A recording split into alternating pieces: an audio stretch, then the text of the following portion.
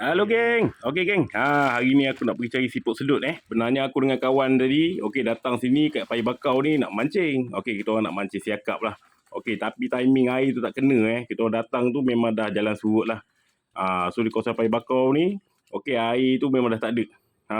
Tapi aku sempat lah mancing juga sekejap. Pakai pelampung dengan udang hidup kan.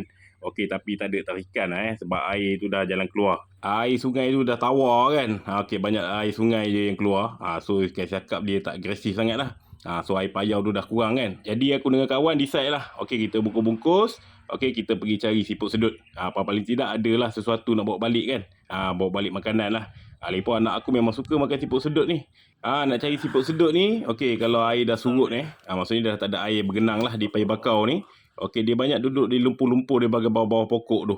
Tempat yang teduh lah. Dia berteduh Kalau anda kata ada air, di Paya Bakau ni dia akan duduk di pokok. Jadi waktu aku cari ni air dah tak ada, so aku cari di bawah-bawah je. Banyak dia duduk di bawah-bawah rumput lah. Dia cari tempat yang sejuk. Selain daripada siput sedut tu ada juga ni aku ada jumpa ni lokan dengan siput ni. Siput besar ni tak tahulah apa nama dia. Tapi memang banyak lah di kawasan yang berair tu. Dulu aku pernah ambil makan. Masak lah, kita masak lemak juga.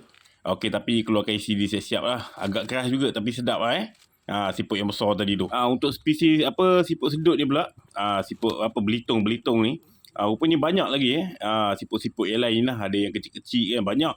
Lepas tu ada yang sedikit panjang dan bulat kan. Yang spesies lain tu tak tahulah kan, boleh makan ke tak kan. Tapi pun saiz pun kecil. Jadi aku tak ambil lah. Aku ambil just siput sedut saja. Yang ni confirm kita boleh makan punya. Nikang balik, rendam tu satu malam dengan air sikit, bagi dia keluar semua lumpur tu. Lepas tu kita cuci bersih-bersih. Potong lah dia punya belakang kan. Potong, lepas tu terus boleh masak lomak lah kan. Apa lagi. Geng, ni lah hasil kita 2 orang 2 jam. 2 jam ni kita buat ni, dapatlah separuh baldi tu.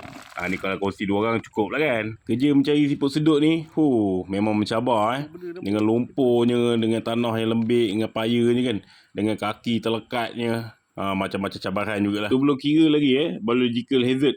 Macam ular ke kan, apa-apa lah binatang berbisa kan. Jadi korang jangan nak argue kalau harga siput sedut ni mahal lah. Kat pasaran tu kan.